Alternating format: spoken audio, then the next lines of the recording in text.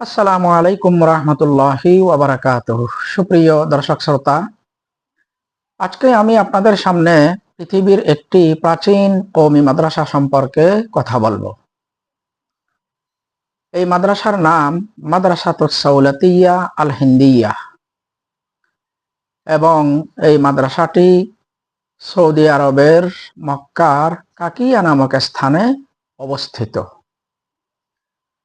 সুদূর 1873 সালের দিকে মক্কার এই মাদ্রাসাতুস সাওলাতিয়া আল হিন্দিয়া নামক কওমি মাদ্রাসাটি প্রতিষ্ঠিত হয় এবং সেই মাদ্রাসাটি আলহামদুলিল্লাহ এখনো পর্যন্ত টিকে আছে, অটুট আছে এবং কোরআন এবং হাদিসের বিশুদ্ধ ইলম তথা জ্ঞান প্রসার এবং প্রসার করে চলেছে।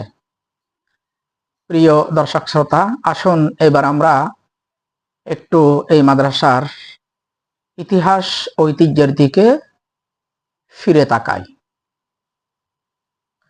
প্রিয় দর্শক শ্রোতা, 1873 সালের আগের ঘটনা। তখন হিন্দুস্তানের অর্থাৎ আজকের ভারতের মুজাফফর নামক স্থানে জন্মগ্রহণ করেন বিশ্ববিখ্যাত একজন আলেমে দ্বীন। তার নাম ছিল আল্লামা রহমতুল্লাহ কিরানবী রহমতুল্লাহি আলাইহি। এই আল্লামা রহমতুল্লাহ কিরানবী রহমতুল্লাহি আলাইহি তিনি তৎকালে হেরেম শরীফে কোরআন এবং হাদিসের দরস প্রদান করতেন নিয়মিত। এক পর্যায়ে আল্লামা রহমতুল্লাহ কিরানবী রহমতুল্লাহি আলাইহি অনুভব করলেন, আমি যেভাবে এখানে হেরেম শরীফে বসে কোরআনের দার্স দিই, হাদিসের দার্স দিই, এটা এক ধরনের অনানুষ্ঠানিক।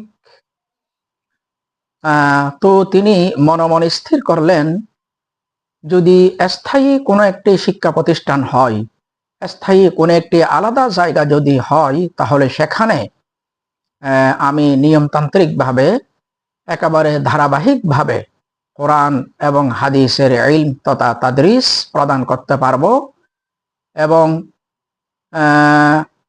সুনির্দিষ্টভাবে খুবই আন্তরিকতার সাথে আমি সেখান থেকে কিছু কোরআন এবং হাদিসের খাদেম তথা মুআল্লিম তৈরি করতে সক্ষম হব। এই ধরনের চিন্তা ভাবনা